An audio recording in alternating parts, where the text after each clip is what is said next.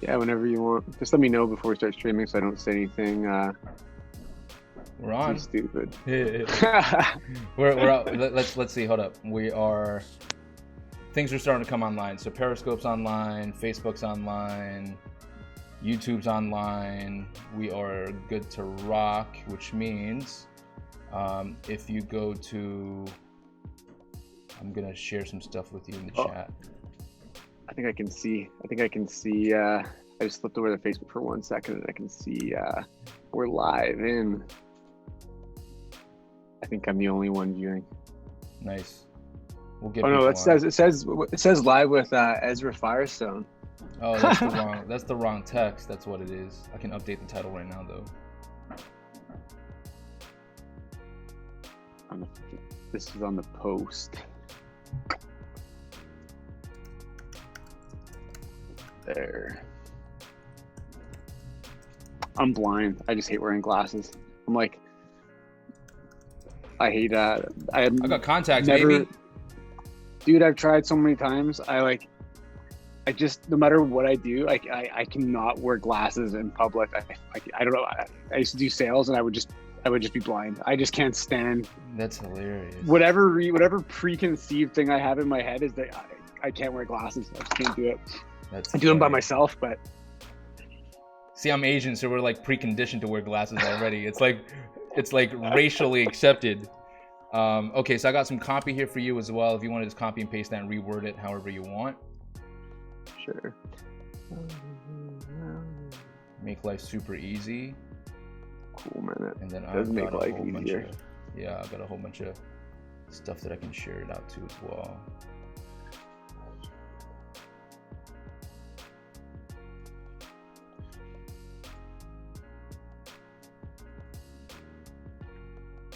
What the hell just happened? Let me do this too. I'll make sure I kill it. Let me do that. I'm gonna kill the previous one.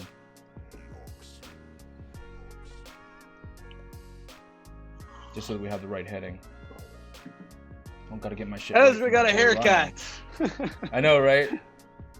Ezra moved to Canada. Moved to Canada, got a haircut. And now runs a sub box. Sub box and laundry detergent. Boom. All right, we got the actual one. If you reload the Facebook page, we're there. Our video interrupted. Do you want to send me over the copy with the new stuff, or is it the same? It'll be the same copy in the Zoom chat. Okay, cool. I am so the Zoom chat. I am Facebook.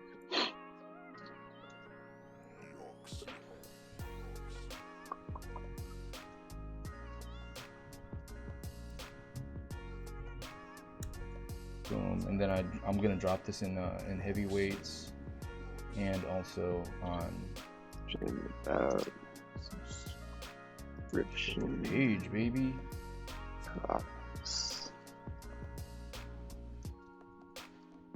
We're finalizing budget this week as well, so once that happens, we're gonna start throwing a whole bunch of spend behind each of these videos. Nice, that's awesome, man. You guys, what are you guys going for? What, like about a month now? Yeah, 6 weeks. Yeah, something like that. This is like, so we've been doing like 2 a week. This is episode 11, so yeah, just about 6 weeks. And yeah, it was so like, dude, it was just so like, okay, let's figure out a way to do something, put it up, maybe it'll work. We'll see what happens. Do you are you planning on like turning these into podcasts or? Yeah, so that's the plan. Like we've got a YouTube channel right now. We've got a YouTube channel right now, and then we're gonna do the whole syndicate into a podcast, syndicate into, you know, all kinds of other channels. And to be frank, the live part is just so that we can kill 2 birds with 1 stone. And it's such a good introduction. It's a good introductory too, right? Like if somebody's just chilling on Facebook bored, You know, like that. I mean, I don't know. I kind of find that like somebody's got to be in the podcast mood to go and find a podcast, but Totally. like it's just like, you know, you're just like, oh, that looks like kind of interesting. I got nothing to do. I'll check this out right now, and then that leads down the other rabbit holes, right? Exactly. And also the beautiful thing is with what we're doing, it's dual purpose. So we've got the lives. People want to jump on, they want to ask questions, they can. But the brunt of the views I've noticed are definitely the rewatches, and that's where like the good stuff really happens. And I'm seeing a whole bunch more engagement because I'm looking at the analytics there. It allows for, because like you said, you got to be in that mood, and you also need to have the time too.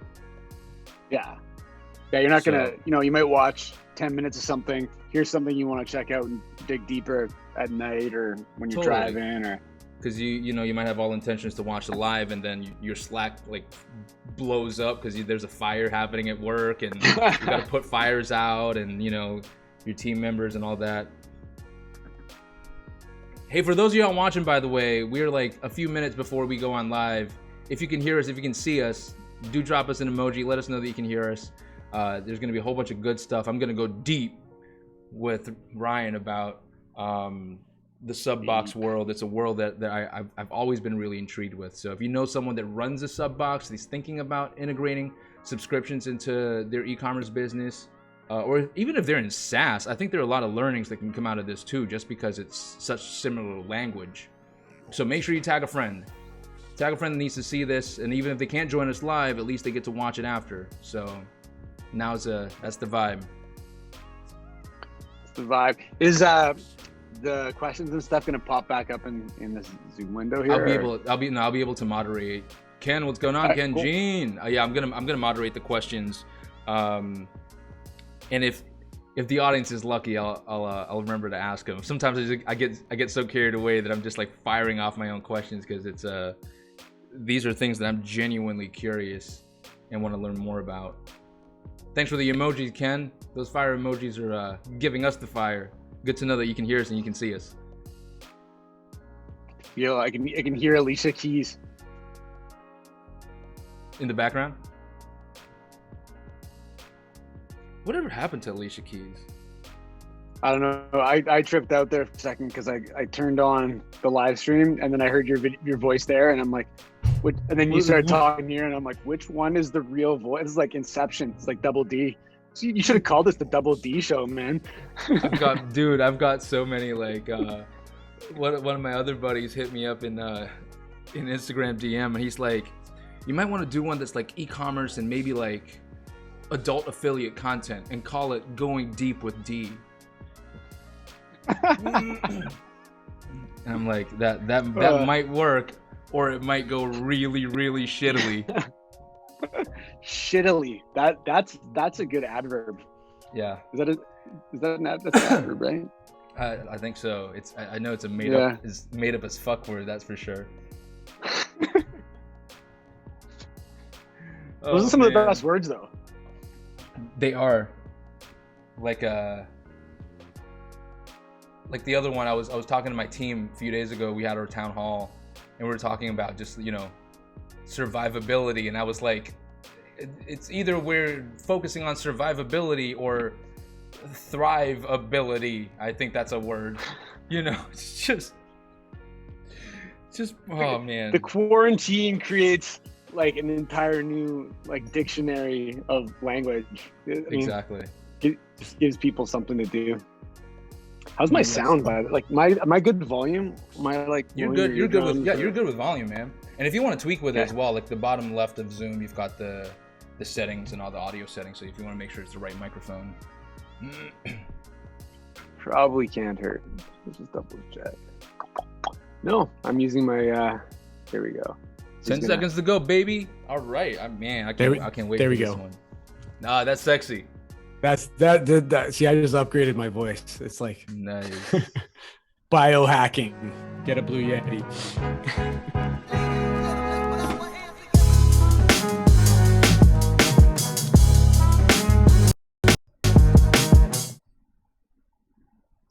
What's going on? What's going on, everyone? Welcome to the show. I am, as always, super excited before I kick off any show, just because I've got a great guest that I'm about to bring to you guys and that you guys can interact with and find out more about. Today, we are joined by Ryan McKenzie. Now, I got to meet Ryan in Florida back in January, which feels like a lifetime ago already. And I want to make sure I intro him properly before we throw over. So Ryan is like a subscription box guy. Like, he's the guy, right? Ryan's launched and scaled multiple 7-figure subscription boxes and an 8-figure consumer goods subscription as well. Most recently, he scaled True Earth, and we'll talk more about what that brand is, from launch to close to $2 million a month in revenue in less than a year. Now, I wanted to get Ryan on. I actually reached out to him out of the blue because of the fact that, one, I really, really love what he's doing. And also, number two, my first venture was a SaaS marketplace. And so much of the lingo and the types of metrics and the types of thinking is so similar to SaaS or to app installs or to anything where there is retention. So I wanted to get him on the show and for us to be able to ask those questions. So without further ado, I'm going to throw over and let Ryan say, hey, Ryan, what's going on, my man? What's up? How's it going, man? It's awesome to be here. No, appreciate you taking the time. Awesome to be here, like, tens of thousands of miles away or kilometers or whatever your measurement. What do y'all use in Canada? Kilometers? We use kilometers. Like the rest of the damn world. Yeah, I just try to talk American, like imperial, when I talk to people, just so that I don't alienate myself from Americans. But yeah, no, we use kilometers here. So yeah, whatever that is. I have no idea how far away. Totally. Same here in Australia as well. We got kilometers going on, and then Americans talk miles and feet and pounds, and everyone's just like, wait, what? What the what now? But at least dollars are the same. At least we can do that. True. And everybody's dollar is worth a different amount, so that isn't confusing. Totally. Now, I'd really love to kick us off with, first of all, if you can give us an idea. I'm assuming that there's going to be a mix of people watching this. That's my assumption. Right? I'm going to assume that some people are going to be in the subscription game, and I'm going to also assume that the majority of people aren't, and they're going to probably be thinking about it, whether it is direct to consumer or whether it is consumer tech, whatever it might be. They might be thinking about, hey, what does this whole subscription box, how does that change my model if I am a one-off purchase type model, or it's a non-subscription model? So maybe if you can take us all the way back, how did you first get into the world of this subscription model? It's funny, actually. I had a ringtone subscription business in the I'm old in this internet marketing world. Yeah. Like, we're talking like mid 2000s, and I was at like the conference, at least in my world, back in like 2006-ish, was ad tech. I don't even know if it exists anymore, and whatever, whether it does or not. And I was doing like affiliate marketing, and I was promoting like these emoji, they're called emoticons back there, these packages. Anyways, my affiliate manager is like, man, this ringtone world is like hot right now. And he's like, but you're way too late to the game. You're never going to be you can't get into it. So of course, like, that's just like saying like, I dare you, you know what I mean? So we're like, we tried it out. We got into it. Things were ripping. We were originally doing the affiliate side of things, and then we wound up finding this company that had their own platform, and we worked out a deal with them, and we were doing like subscriptions to primarily Americans. And yeah, that was kind of my first foray into it, and then stopped for a while, and then I kind of got into the magazine world, and we were like selling print magazine subscriptions, and that was kind of like phase 2. And then magazines obviously have their own challenges with revenue.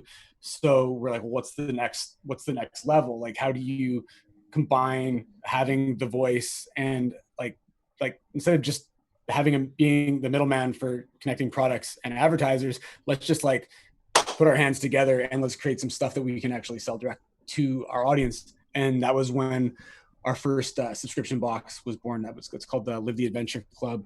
I probably have some like hiding behind me here, not totally unplanned, but Nice. yeah. So yeah, that was the first one. That was in 2016, and been basically all subscription all the time ever since. That's crazy. It's so funny to me how all the OGs come from some type of an affiliate background. And there's a lot of Proud West behind that too. You think very differently as an affiliate. I would almost argue. Yeah, I mean, I think it was just more complicated to have your own offer, 15, 16, 17 years ago. Like there weren't like built-in tech stacks like Shopify and stuff like that. So in order to have your own like e-commerce or whatever, like it was doable. You'd probably have to bundle like PayPal or some other merchant account into it, but it was just more complicated. So it was easier to be an affiliate. Plus there was way less competition to battle for Google AdWords or Google Ads, whatever we want to call it now, and paid media. So it's changed. I mean, the landscape's changed, but a lot cheaper to get in now as well, isn't it? Like the barriers to entry are so low. Totally. Like, I mean, you can set up a Shopify store. This is obviously not the best way to do it, but you could set up a Shopify store, plug it into like Oberlo. I don't even know if that still exists anymore, and start drop shipping stuff in like half an hour.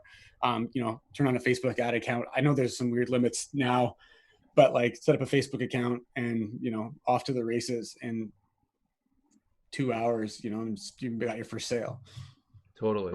And so with that, I mean, with that being said, that that amount of time in the subscription game, and understanding all the way back to like ringtones and then print magazine no less, how did that evolve into then True Earth? So we actually did a bunch of subscription boxes after the Live the Adventure Club. That one's still rolling too. It's got I think close to 3,000 subscribers, and they're all basically premium subscriptions too. Like we're not doing these like $20, $30 boxes. They're all close to $100 per box. But yeah, so we were doing these. We were working with a couple other companies, partnering with people, and we helped build like the largest women's lifestyle box in Canada. I had helped build a large luxury organic box, a men's box, a whole bunch of different stuff. And we kind of got to a point where I don't know, I'm super ADD and I'm always looking for some sort of opportunity, right? And this is like you can probably read similar story on the site if you look at it, but my wife was pregnant, and I have 3 kids now, but I had 2 at the time, and we're watching YouTube, and there's all those like unboxing videos, and we're watching, and I'm just like, holy shit, man, there is a lot of plastic in all of these toys that these kids use. It's like I was kind of in this like mindset of like the world's just kind of going to hell in a handbag for a little while. Like I thought like we're overpopulated. Like this wasn't like persistent thoughts, but my headspace was like, because my kids are little and I'm just like worried about the future for them, and like, what's going to happen? Are like robots going to take over all their jobs? Is there going to be no food? Are we going to have overpopulation? The temperature is going to rise, and whatever, right? And yeah, so we're watching the show, and I was like, man, there's so much fucking plastic on these things. I'm like, this, like, I'm not like this eco avenger or something like that, but I was just like watching, I'm like, this is ridiculous. Like humans are just like kind of disgusting. We had a few months before that, we had an opportunity to get this patented product, which is True Earth now. And I was kind of like, I don't know, like at the time, like I just can't see how like something that looks like this is going to be able to wash my laundry. Like it just doesn't make any sense. So we were kind of like ignoring it. And then when I watched this thing, I was just like light bulb went off in my head. I'm like, man, that is a big problem. And that is a pretty good solution. So I called my partner up and said, hey, give those guys back a call, call those guys back, and let's see if they're still interested in trying to move this invention into the market. And we got our other partner, Kevin, and he's like our CTO. He spun up a site, and we're like, if we get 150 people subscribed to the product in the first month, we'll keep doing it. And we're pretty diligent about that. If something doesn't work out and we have our numbers set for what we want to hit, if it doesn't work out, we kill it dead, right? And we launched, and it did like 1,500 or 2,000, I can't remember, between 1,500 and 2,000 subscribers like month one. And it was just like, well, I guess we're doing this. Wow. And yeah, it's just like, yeah. And we've been doing it since. I love that affiliate mindset, by the way, which, and it might not be affiliate, it might just be your mindset, but I know a lot of affiliate marketers who are very unemotional and very unromantic about the success or failure of something. Like, they have numbers. If it hits it, awesome. If it doesn't hit it, next thing, let's just go. Yeah. I think that's like also like a confidence in your ability to produce the assets you need in order to do something, right? Like, you probably wouldn't run into a burning house to save your neighbor's cat, but if it was your kid running in there, that's probably a terrible analogy, but like a firefighter will go in the house every time because they're confident in like looking out for what is going to be a bad situation or is going to put them at risk. And I think like if you have the capacity to create products or create offers or create all the elements that go along with a brand, then you're not so emotionally invested that if it doesn't work out, that this is your only shot. Like, I'll watch Shark Tank, and I'm sure you've watched plenty of Shark Tank. And like, there's dudes who have a terrible idea who like remortgage their house to go all in on this without ever making a sale. And I just don't think that that's, if you're going to be an entrepreneur, like, well, first of all, you should probably try it for a bit before you take all your savings and flashing them. But like, it's, like you said earlier, just you cannot be emotionally attached to the things that you try. Otherwise, you're going to go beyond a logical point of no return on when it doesn't work out. Yeah, it's like being an emotional poker player. You're not, by that point, you're not in charge of the game. The game's in charge of you. Yeah. All in. Yeah, exactly. Ego and pride and shame and all that stuff goes in. Which is funny that you're bringing that up, because that was the hard lesson I learned in my first venture. First time entrepreneur, didn't know any tech, tried to build a tech startup, went all in, literally all in. So much ego back then and so much is like non-clear thinking. If I met someone who was like me back then, but now, I'd be like, what are you doing, dude? You're the sole breadwinner for like a family. Don't be stupid. But hey, I'm here now, so I guess sometimes every once in a while it might work out in your favor. You just scrape by somehow. Good lessons to learn. Absolutely. What is so you mentioned your team before. It sounds to me like there's, it as much as there's always one face on the interview, I think a lot of people forget that usually it takes a village to make these types of things happen. Like, you got to assemble the Avengers. What does the DNA of your team look like now, and then what did it look like back then when True Earth, when you guys called the guys back to say, hey, let's see if this is something that they want to work on? Yeah, so I mean, we since we do have multiple brands, we did have some resources to call on. Like, when we first started out, for the most part, I whipped up most of the creative and even like the copy and everything on the page. We had our CTO. He put the tech stack together for us, or like the core of it, and then Brad, he's also the president of our company. He basically organized negotiated all like the product terms and stuff like that, and then got the warehouse. We have a warehouse too. He got the people there who were already doing our other products, got them in line with working with this. But we basically recycled a lot of what we already had. So initially, we have a copywriter for writing emails for our other brands, and between him and I, we kind of like knocked most of it out initially.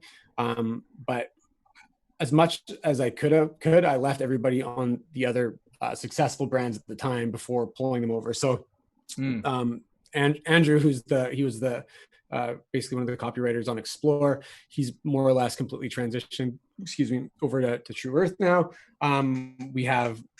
We were using the customer service from Explore initially before, and that's completely transitioned. It has its own customer service. We have sales reps who work with like small retail. Then we have sales reps that work with like large retail. Yeah, I mean the structure, it's completely different from when we started. I mean, what else? We have instead of having our bookkeeping outsourced, we have like a controller, and we have another accountant that's on our team. Like it's grown, but combined, it's an operation and a half. Yeah, like without warehouse workers, I think we're around like low 20s for staff, or like high teens. I don't know the exact number off the top of my head, but around 20 people. But that's for everything. And so I was asking that question, I guess, because in my mind, if I'm sitting there sitting out there watching this right now, and I'm going, you know what, I want to jump into the subscription game, or I currently have a brand, or I have a bunch of products, and subscription is really enticing to me. I guess what I'm trying to get an understanding of is what the functions need to be fulfilled, like what boxes need to get ticked off.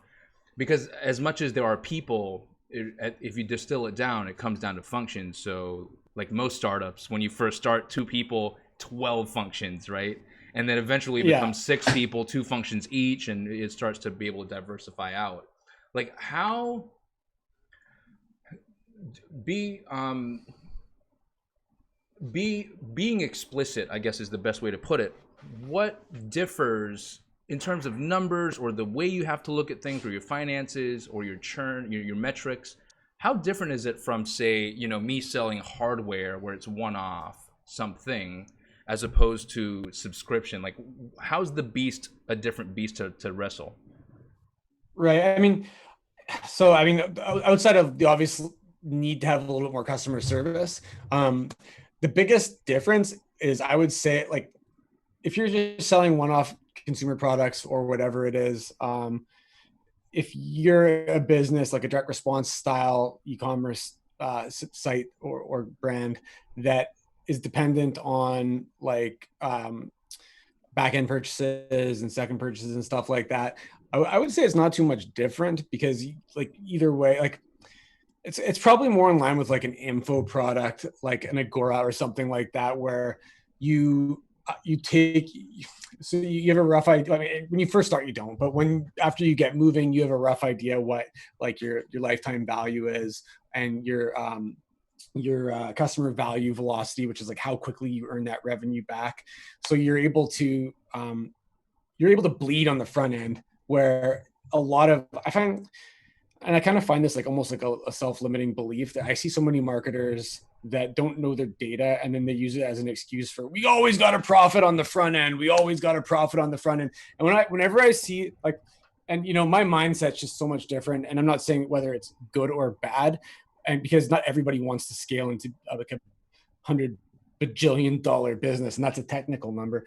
But like, if you want scale, like, know your numbers, and then that gap between like the positive return on ad spend and like the profit, like I would try to wipe out that profit and scale as much as you physically possibly can handle in terms of like cash flow and staying not staying profitable, but like as far as your cash can extend, because obviously people don't have millions of dollars that they can drop up front. But I'm happy to sell at a loss when I know my numbers. Like, I know that my average customer is going to be worth, say, $180 or $200 or whatever it is. Then I'm okay with, like, if it's a $12 product, say my AOV is $30, I'm okay spending $50 on like a Facebook attributed sale. Because I know there's other things that come along with it, like Amazon sales and wholesale sales and so on and so forth. But yeah, we lose money up front. a lot of times on the sale, but we didn't at the beginning, and we do now because I made it that way. That was my choice. That is, you've arrived at you brought us to a very profound point that I think is very misunderstood, or at least underappreciated. Oh, and by the way, Michael, I saw your comment. Yes, this is live. This is me telling you that it's live, so it should be live. What's up, Michael? What's going on? What's good, Michael? You bring up a really good point, something that I think I would argue maybe the newer entrepreneurs maybe can't really wrap their head around that, because for them profitability has to be profitability at every single touch point.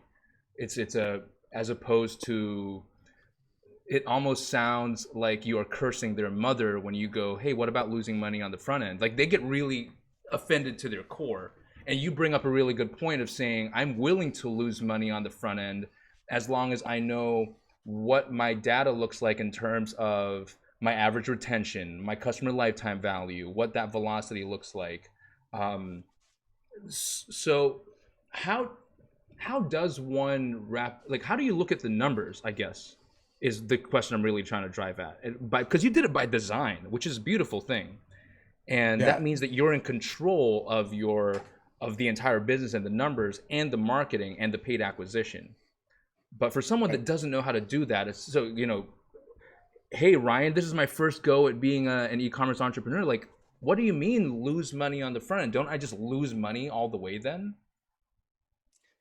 Yeah, I mean, what do you say to that person? I mean, there's a lot of different layers to that question. If you have a product, like, let's just say it's like a 500-pound stapler for stapling books, and it's like, something you're never going to buy two of, and it's the shittiest example ever.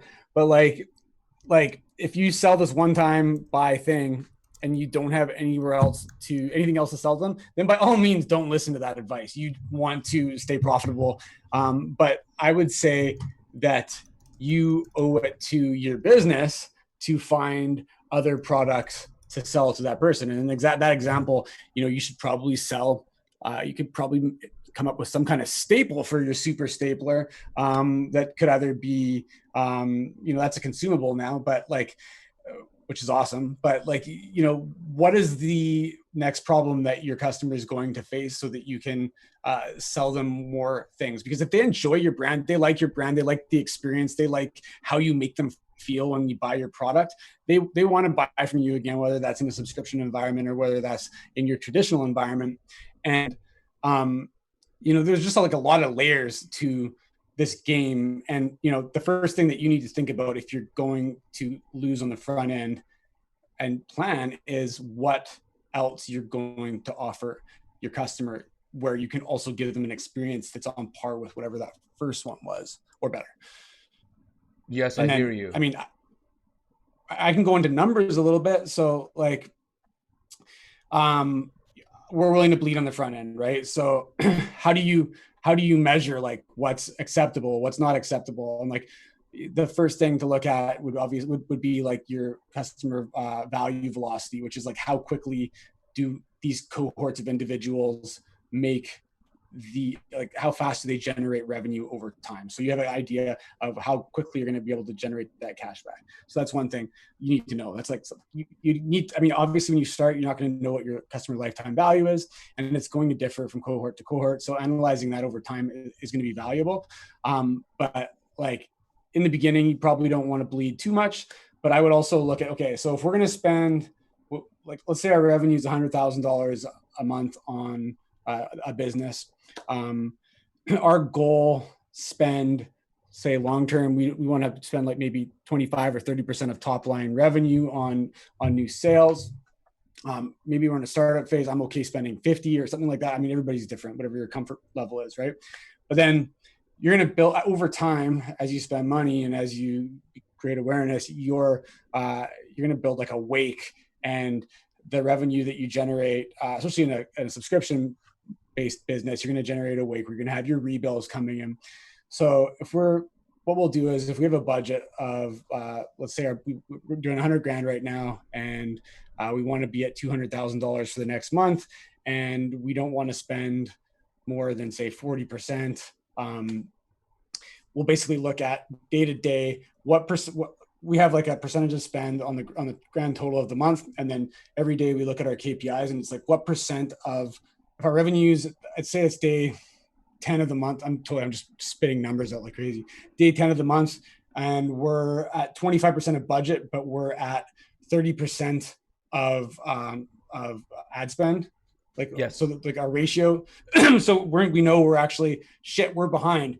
What, like, if in that scenario, we're on par with the amount of money that we're planning to spend, but we're behind on the amount of revenue that we've generated. So at that point, I'll look at what other levers can I pull that don't cost me money to try to balance that back out. Like, should we do an email campaign? Should we do some sort of like organic stuff on social media? Like, what else can we do to kind of balance those numbers out? But that's kind of how we guide how much we bleed, is based on what our target is for that month for the percentage of revenue to budget.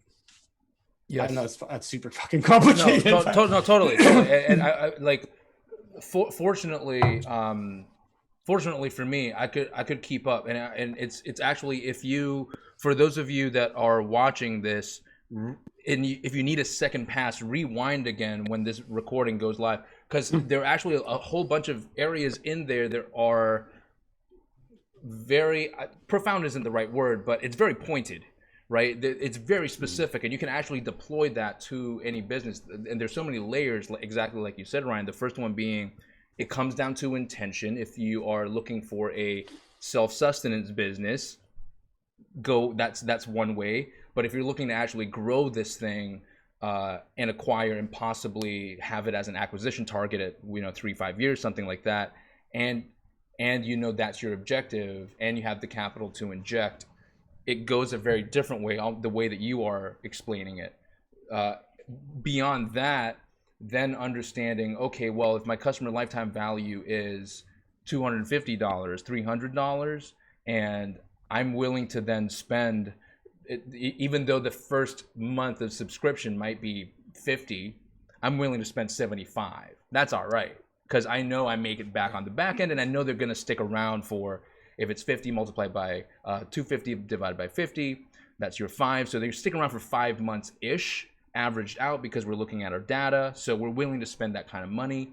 And then you're not playing the penny wise, pound foolish game, which I see so many people try to play, which is at the very, very top, even if we're acquiring new eyeballs, new customers, people have never seen our brand before, we need to be profitable there even.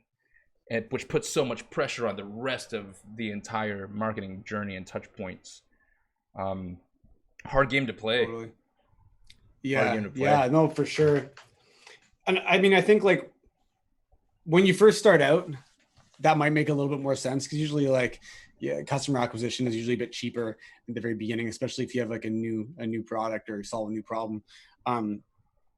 But like, I say that we're not profitable on the front end, but that doesn't mean we're not profitable, because like in the beginning, in a subscription world, you try to be profitable so that you can build up that like the rebills, and then those rebills, those continue to come in. And like, I'm not basing like, those are obviously are included in our revenue, but when I'm looking at like the bleed, I'm looking at it on the new customer acquisition, not on that other audience. Yes. And like, I think the other thing that a lot of people look at, like, they over obsess on attribution. And I mean, everybody's got their own opinion on it, but I notice that when I spend on Facebook, and I spend a lot on Facebook, if I spend a lot on Facebook, I get massive uptick in so many other areas that are just not attributable, right? Like, we also sell on Amazon. It's not our main channel, but we also sell on Amazon. And when I spend, if I spend 20, 30 grand on Facebook, my Amazon sales go through the roof, because there's 20 to 30% of people that will only buy from Amazon because that's the only source they trust. So like, if you don't exist on Amazon, well, you're not going to get that money. But like, that's a nice chunk of return on ad spend that is totally not visible. And the same goes for like if you sell to retail, like we we sell to a lot of specialty retail stores, and they come in from our ads. Like we just have a little link on the bottom of the website that says like, sell our stuff, and we get probably at least another 0.2 to 3, sometimes more return on ad spend from those guys. So I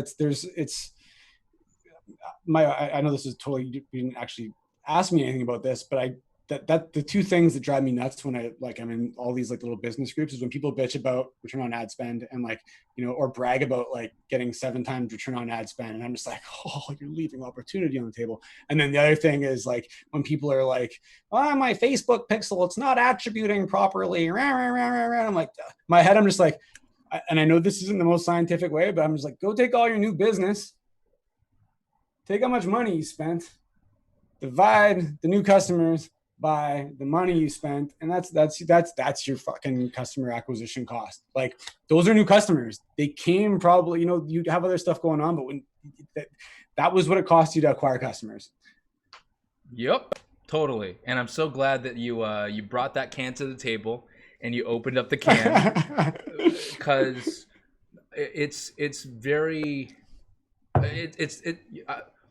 I agree with you on a lot of this. What I mean by agree with you is the amount of bitching and whining and moaning that I see 80-90% of the market make around attribution, and the fact that they seem to be looking for this holy grail of attribution, which can exist if you want.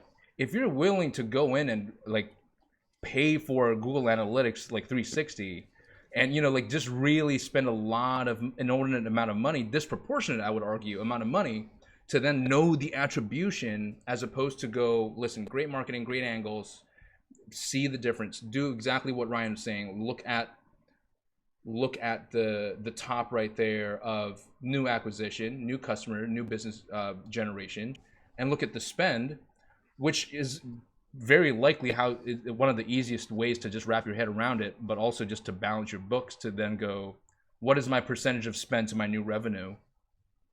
That's good enough to start, as opposed to nitpicking, especially when you're like those tools are expensive.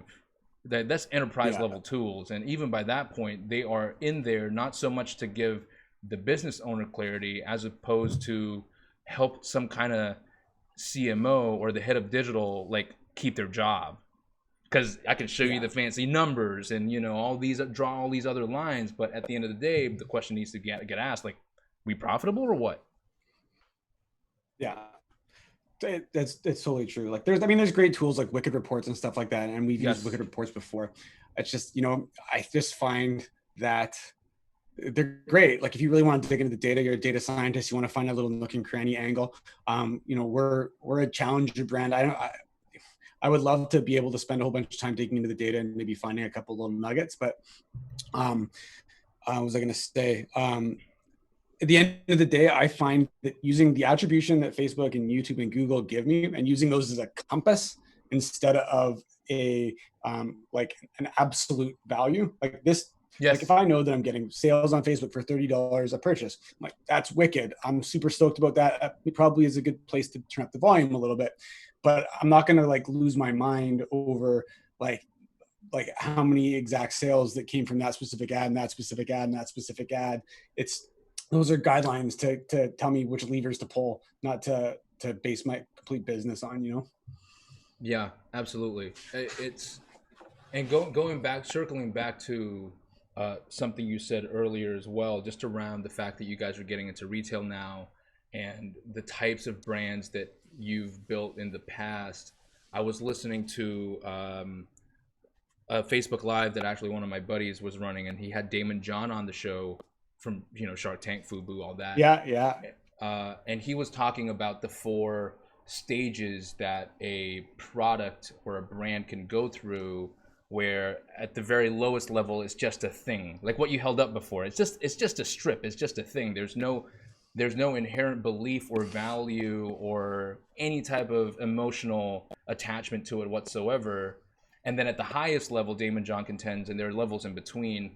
The second lower one is the fact that it's now a brand. People talk about it. People understand the meaning of it when someone else says it. And then at the final level, it's a lifestyle, right? Like, I guess Supreme has managed to hit that kind of level where it's a lifestyle. It means things to people to the point where they will pay stupid amounts of money for what is effectively cotton on your body. Yeah, they've latched their identity onto the product, right? Or the products latch their identity onto them, whichever way you want to look at it. Absolutely. And with True Earth, you know, there's a definite cause behind it. There's a definite voice behind contributing to the environment by not contributing pollutants to the environment and all those different areas. How intentional were you guys going into that piece? To trend closer towards, hey, let us weave ourselves into the narrative of your lifestyle, dear customer. Yeah, so I mean, right from the very beginning, we wanted to create like a movement. It was all about like creating a movement, because I know that, like, you know, in a world of like consumer goods, like everything winds up becoming commodified at some point. And since the original product kind of stemmed from like looking out for the world for my kids in the future, like that's where it came from, right? It came from like we want to take care of the world. We basically, you know, it started out like that. I think originally we were probably going to go more like the carbon neutral play, but there wound up being I wound up coming up with a wicked hook that, like, right now in North America, there's like 700 million laundry jugs per year that end up in landfills. Like, that is a lot of plastic jugs. Like that's an insane amount of jugs. And, you know, plastic doesn't break down ever.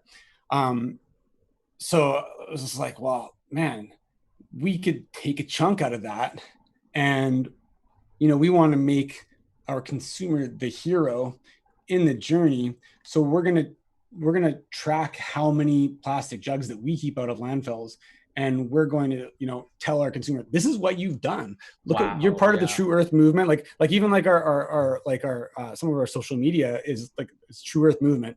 And that was like, we didn't change it to that. That's what it started out as.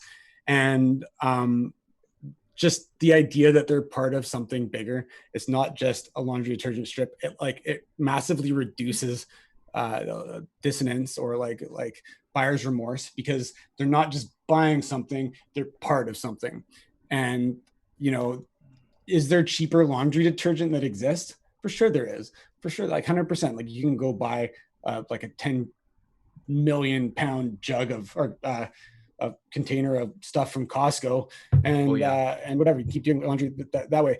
But for somebody that wants to like be part of something bigger, and you know, people like trying new things, and we have a really great product that does its job very well. So people get it, they try it, they're happy with the product, and then they're happy with the fact that they're doing something positive and they're sharing that with people. And is that continual communication? Like, how do you, so once I've joined the True Earth tribe and that movement, how does True Earth communicate to me in a way that I feel like I'm continually part of that movement? Because for all intents and purposes, it is a very passive role that a consumer has to play whenever they partake in any type of purchasing. Yeah. So I mean, for us, sorry, carry on. No, go ahead. I was gonna frame. I mean, basically, you know, we are trying to get people to not just change their laundry detergent. We've kind of come up with some rules, like, you know, we don't shame people for not, you know, being completely changed over, but like, you know, our whole thing is like little hinges swing big doors.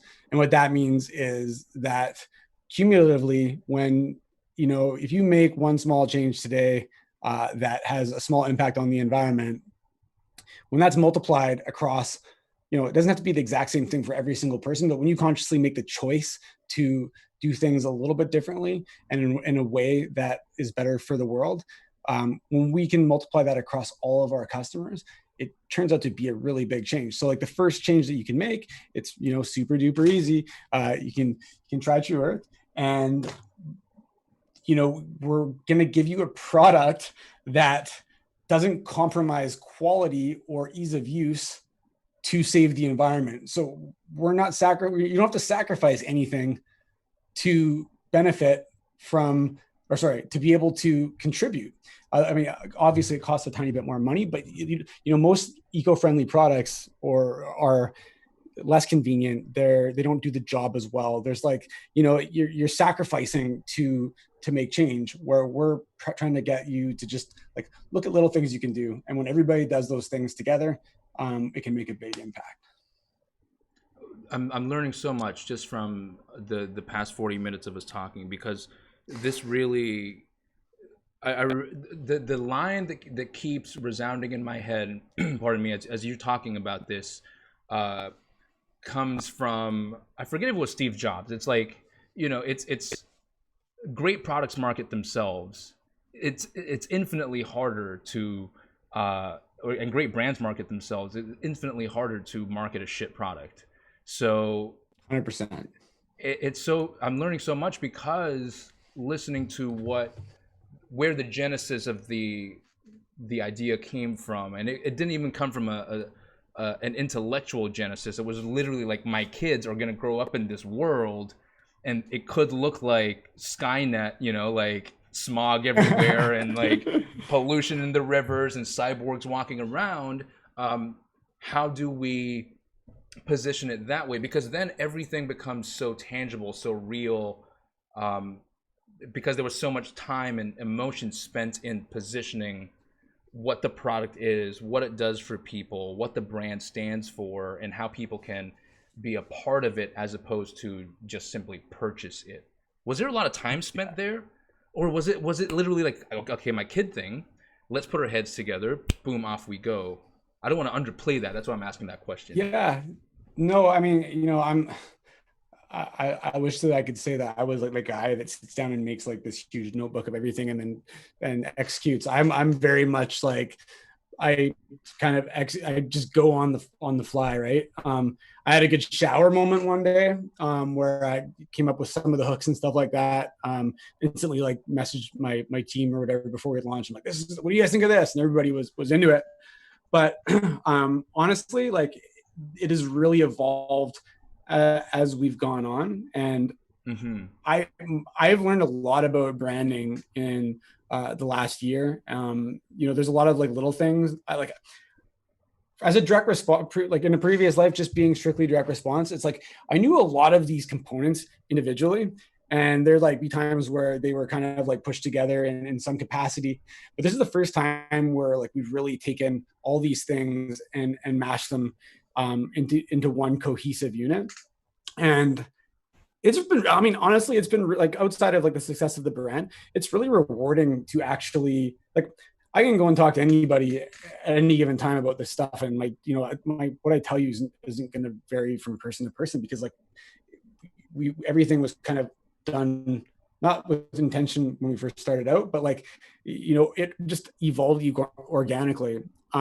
If I was to go and do it again, or if I was to start another brand, I would probably start with some kind of framework. Like I was listening to the Story Brand book, like well after we had finished. This has been going for a while. I'm like, oh, we have most of those components, but like, and I've kind of like said this on a few other podcasts in the last few months. Like, if you have a good product, before you go like spending all this time working on like your hooks and all your like your copy, copy benefits and features and blah blah blah blah, go through like your story. Like, even before you pick your avatar, I think people should just go through their brand story, like kind of like their mission statement, the villain, all these different things. And once you have all of those components like written down, and like you put some thought into what those are, it's really easy to write copy that works well. It's really easy to figure out who your avatar is. Because like I find like, sorry, I'm just fucking tangenting here, but I find like everybody's always like, you should know who your avatar is. And so like people are like, here's your worksheet. What I want you to do is I want you to tell me what their job is, like what they do. I'm like, well, I don't know, I never sold this thing before. Like, I have a pretty good idea maybe, but like, I'm not sure. Like, and I've done this exercise with people before where like, Vanessa goes to university and she graduated, like she makes $72,000 a year. And now she's working as the city like counselor. Like, I'm like, how does this relate to the product? Like, let's get the brand story and figure out like what it is, like who the villain, all these things are. And then we can be like, okay, what type of person like lives like that? And then you can go and isolate all these pockets of people. And I just like, I mean, I get it. Like it's a great exercise to do, to go through, but I think it's so much more valuable when you have insights into what that person looks like, instead of like trying to create this person and then, go the other direction. It's almost ass backwards, right? It's almost like people go ass backwards. Whereas if you focused on the right things, everything else just flows from it. You don't have to fight anymore and struggle and rack your brain. Yeah. And I mean, I've gone backwards like 99 out of 100 times of everything I've ever done. So I'm not like immune to doing that, but if I was to just like, if I lost everything today and I had to start over, that would be where I would start. And then it would be really easy for me to create all the things that I need. Amazing. And for the benefit of everyone watching, what's the name of the book again that you said you read? Story Brand. Story Brand. Got it. I'll do some research and then I'll make sure I drop it into the show notes after. It's Building a Story Brand by Donald Miller. He's got like some like high ticket programs and training and stuff you can do too, but I just listened to the book and he's got worksheets and stuff, so they're free.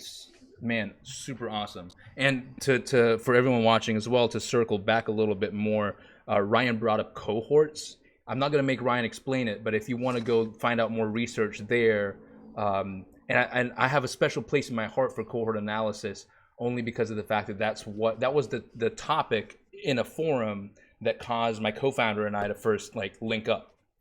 So I've got a special place in my heart for cohort analysis. So if you want to go find out more about that, it's called cohort analysis. If you Google that, because marketers be marketers, there are going to be a whole bunch of like very SEO optimized content around cohort analysis. It really helps you understand what the return is per cohort. So for people that joined in March, how are they behaving in June? For people that bought your product or subscribed to your service in April, does that differ to March? Cohort analysis. Go look it up, guys. You're gonna. It's really geeky, but geeky people love geeky shit. So worth it. So worth it. And yeah, like totally. If you do sell a lot of stuff, like a lot of different items, a lot of different SKUs, and you're using cohort analysis and you get into it, take a look at your data for different items, like as the first purchase, because every once in a while because you probably have your own front end purchases that you generally push people towards, or if you push them to your homepage, you have the catalog of items that you think that are going to generate you the most money over the long term.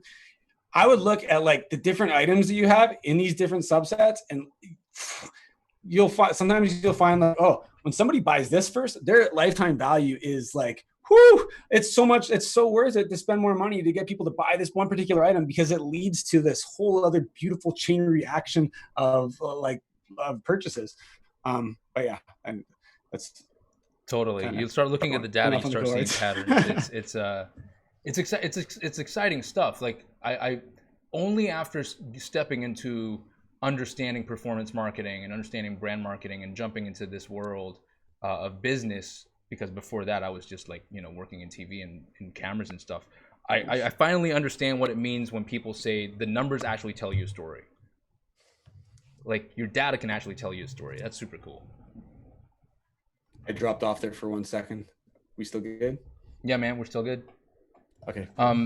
All right, so we've got a whole bunch of questions for you. I always love when we get a bit deeper on tactical, because that's when people start opening up. First one here, I'm going to jump into that, into question time. So first one's from Michael, good old Michael, that was asking if this was live. I might need you to contextualize this, Michael, by the way. So I'm just going to read it almost verbatim. Having 4 online stores, which one of them have fully launched, so I guess one online store. Ad spend to acquire a customer isn't too much in 2 weeks. I'm at 15K now, but want to scale to 30K. How does that happen? I love that kind of question. How does it happen, Ryan? Well, the first thing I would do is I would increase the amount of money you spend on it. No, I don't know if you want like a tactical answer or, so ad Yeah, Michael, spend per customer. you might have to contextualize this one because there are 10,000 correct answers. I can tell you right Yeah, now. I mean the absolute lowest hanging. I mean, I'm assuming that using Facebook ads is, I would probably increase your ad spend, or add more. You go wider, add more audiences, use the same ads. That's that. I just spend more money. There you go. Exactly. I mean, not to sound facetious, but if that question landed on my lap, I just sell more. CRO. Yeah, yeah, exactly. Next question we have here: loving this holistic view of omni-channel business, what do you think your best retention or nurture tools are in order to increase LTV? You know, I got asked the other day about tools on another show, and like, we don't use a whole lot of tools, but I think the best way to retain your customers is to you provide them a good product and ask them like not necessarily survey them, but like I'll give you an example. So when we launched Truth, all we offered was month-to-month subscription. It was 32 loads every month. You can only get like a la carte purchases if we reached out to you on Facebook or you emailed us. There was no bi-monthly, there was no quarterly, there was no every 6 months, there was none of this. It was just monthly. Too bad you don't like it, cancel subscription. And we weren't like being assholes about it, but that was just, we didn't know. And so we started offering a monthly plan, a bi-monthly plan, a quarterly plan, every 6 month plan. And we're actually charging the same amount of money. So we're not saying like, hey, since you're not buying every month, you don't deserve to have the same price, although I'm sure we totally could. But what I did notice, and I just actually noticed this the other day when digging into cohorts, was that so we switched over to offering that, I think around June or early July. But our May cohort actually has a lower lifetime value than our August cohort for people that were on the monthly subscriptions. With that said, there still also are people that bought the one time in that. And I analyze cohorts on a what was the first product they purchased basis. Yes. So that my data is as clean as possible. So the reason why that is because before, not everybody needs 32 loads every single month. So people were buying it because they had no other choice. They were getting like 3 or 4 months worth of laundry built up. They're getting like, every time they see my laundry detergent, they're going, oh shit, I gotta cancel that. And it's starting to, you're creating a negative feedback loop tied to your brand in the person's head, which means that when they run out of laundry detergent, do you think they're going to want to come back and buy from me again? No, because they have a bad experience, even though they didn't have a bad customer service experience and they didn't have a bad experience with the actual product. They don't want to have that feeling again of like having to have that open loop that they have to go and deal with that subscription. So yeah, basically the really long-winded answer is like, try to listen to what your customers are saying, especially at volume, and do your, like the best tool is to give them the absolute best experience that you can give them so that they want to continue having a relationship with you and that they want to brag about being associated with you. Like how can you treat your customers in a way that is going to make them want to tell their friends and brag about being like, those friends that are like really like biased towards their product, and you just like everything they buy and they tell you got to buy it, they're like just like so obnoxiously annoying. You want people to get into that state. So what do you have to do to eliminate the friction that gets them there? Apple, like right here. Dude, I have a freaking brand new MacBook waiting at my doorstep right now. Like I was hoping it was going to show up earlier today so I could get it. But yeah, same thing, man. Wow, that Apple level everything. of, I think everyone watching this can really take away from that past line that you spoke about as well, because that level of sensitivity is really profound. The fact that you're empathetic to that level to really listen, understand, but also pair it together with the numbers. It almost eliminates gut completely. But you know, the gut part being, hey, wait, maybe I should start listening, as opposed to gut being, I'm going to make assumptions about my customer. Yeah. And hey, we're not perfect either. Like there's lots of things that we need to do better still. And I know that there's things that I have like a list of things that need to be done better. And I'm like really excited to actually get to that point. But you know, don't beat yourself up if you can't offer the perfect experience. Just like our whole like you know, little hinges swing big doors. Like if you can improve incrementally like 1% every couple of weeks over the course of a year, like that's you're going to be providing a wicked customer experience after a year, you know, or whatever time frame it is. Just like do better, be better. We need some little hinges t-shirts. I'm gonna work on making that happen. Team, if you're watching this, we're gonna make it happen for Ryan and I. So David's got 3 questions. I'm gonna work through a few of them, and you might just actually one answer might run into the next. So the first one being, sure. What things have you seen, and this is David on YouTube, what things have you seen work the best to help extend the subscription lifetime of a customer? I mean, the first thing is definitely, I mean, there's a lot of different products that can be on subscription, but the first thing is definitely, you know, provide a quality product that people use. I mean, there's a lot of things that can be on subscription that are consumable that like, you know, you don't necessarily like I was on Athletic Greens and it was fantastic. And I actually stopped, but it wasn't intentionally. I stopped because my credit card bounced or something at some point, and it was just, I didn't realize it until I didn't have any Athletic Greens left. And I think like they do a really good job. You know, it's actually not their fault that I didn't resubscribe. I wasn't paying attention to what was going on in my life. But they do a really good job. Like they have like a community, and I'll give you a good example. So with the Explore box, it's called the Live the Adventure Club Gearbox. It's the longest name ever. But when we started it, it started out as like some outdoor adventure gear that was curated, and you can go and use it.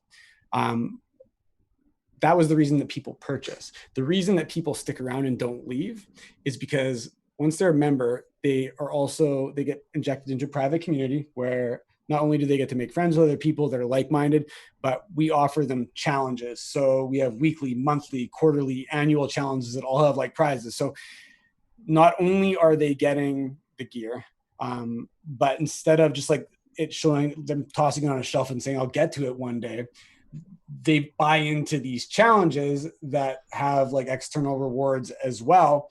And when they eventually do decide to quit, they're like, I don't really want to quit the group. I just want to like, you know, I just don't need any more gear. So we, in that particular situation, what we did is we went and made a membership that's called the Adventure Challenge Club that was about $10-ish a month. And you could downgrade to that. And the beautiful thing for us was that our margins, or their actual, sorry, not margins, but our revenue was identical because the gross margins on the box wound up equaling roughly what the digital version of the product was. So if you're selling something, how do you create challenges are great options, like just anything that can stimulate people to actually utilize your product and be part of the community. I think those are all great things for maintaining retention. And like, if you can really wrap their identity around being part of your community and your product, when they quit that, it's like they're losing that part of themselves and they don't want to leave thing. That's powerful. Yeah. I am learning so much. I can't wait for a whole bunch of other people to watch this, because I'm learning a whole bunch.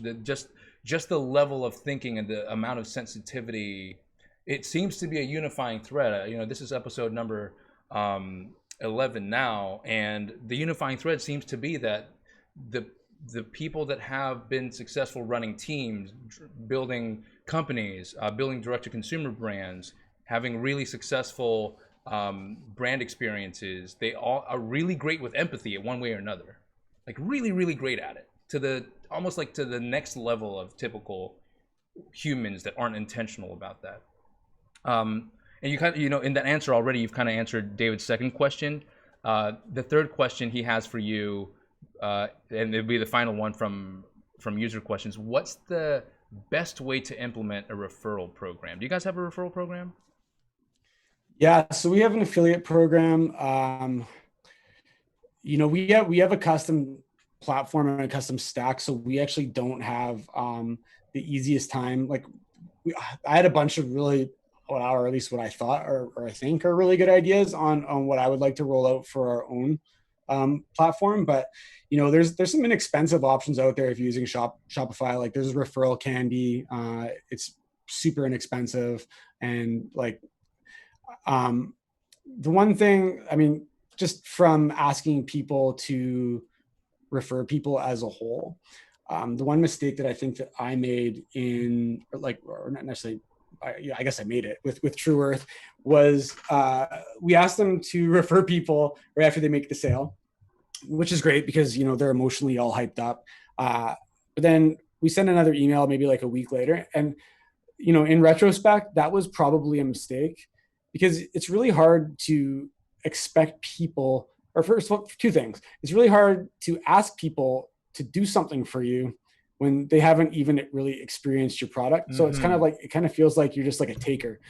So I think your ideal time to ask somebody to refer people or for a review or any of those things, or after a long enough period that they would have had an opportunity to actually try the product. So if it takes 3 weeks for them to get the item, if you're selling globally, then I would probably wait at least 4 weeks before you make an ask in terms of whether there's a benefit for them or whether it's just a benefit for you.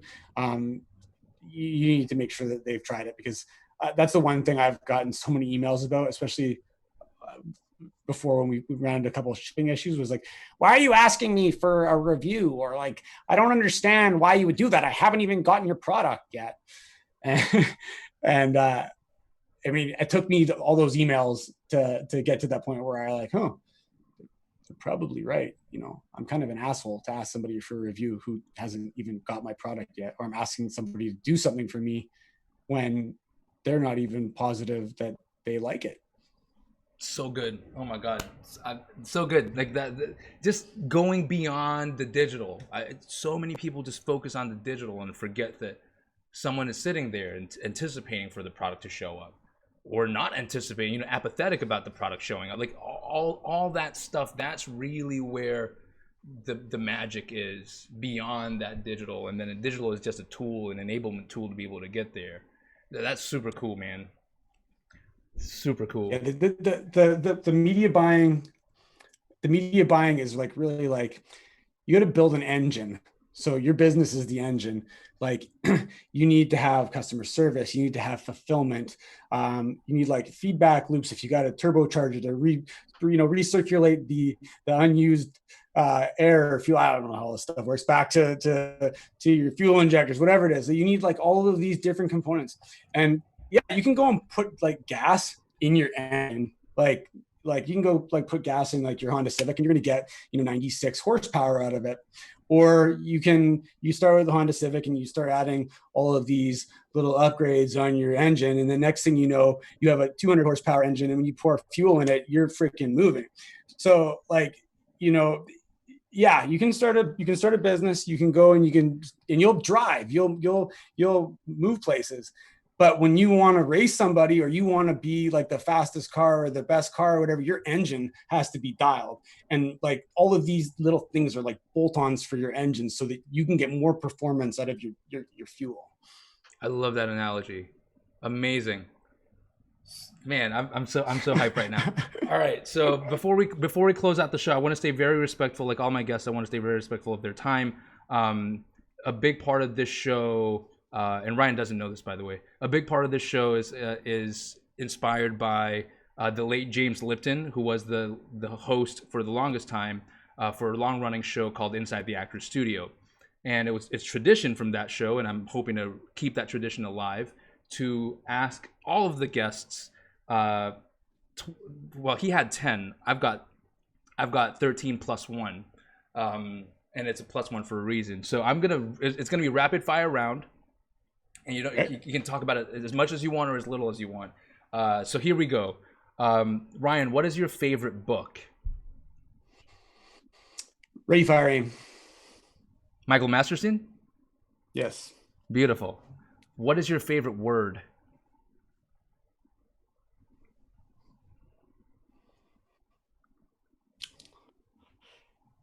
Damn, I don't know. Damn. I don't know. I don't have a favorite word, man. True What Earth.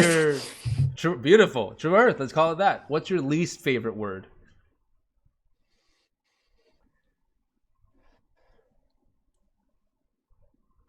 I can't stand it when people say pet peeve. Pet peeve? It's my pet Okay. peeve. It's my pet peeve's my pet peeve. Nice. What switches you on or turns you on? Big ideas. What turns you off?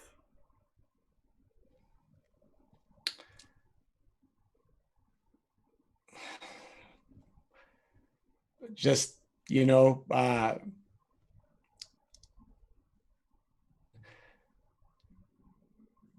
what's the word?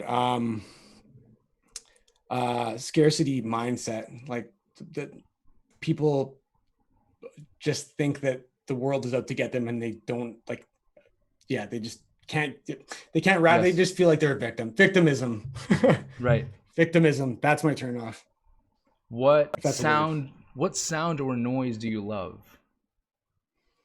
Sound of rain in a forest with like little frogs cricketing and like a stream. What sound or noise do you hate? Touching chalk on chalkboards, nails on chalkboards, anything with chalk. Just What's your favorite curse word? Fuck. It's a good one. It is. What profession other than your own would you like to attempt? I really like biology and stuff like that. If I was smarter and I was more academically inclined, I think being like a physician or something like that, just because I really like solving problems. But yeah, my attention span is not that long. What's the greatest piece of advice you've received that helped you grow?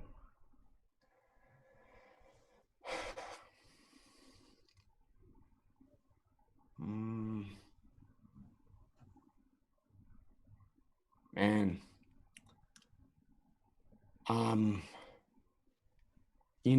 It's probably like a Ryan Levesqueism is like you don't have to get it perfect. Actually, you don't have to get it perfect. You just have to get going. So whenever you go to launch something, there's always like I have a really hard time with if I don't have it kind of all mapped out in my head to like even taking one step, because I don't know. It's just like it's a mental limiting belief that I have. So whenever I kind of get into those funks, it's like push forward, just keep moving, and like you don't have to get it perfect. You can come back around, and everything's not. This isn't the print world where you send out a magazine and that's it. You can continue to iterate as you go. Amazing. Final question. If heaven exists, what would you like to hear God say when you arrive at the pearly gates? Man, that was really nice of you to keep all that plastic out of landfills and oceans. Who's even starting to get up here, dude? Amazing. My hands down, my favorite part of the show is this part. The long pauses, the eyes looking up to the left and right. I cannot thank you enough for your time. That was so fun. I hope you enjoyed it as much as well. I loved it, man. I appreciate you having me here. Dude, I appreciate you. I'm gonna say bye to the audience. Stick around for a minute. I want to thank you properly, and then I'll end off the show. See you guys later. There you have it. That was Ryan. That was amazing. We went high level mindset.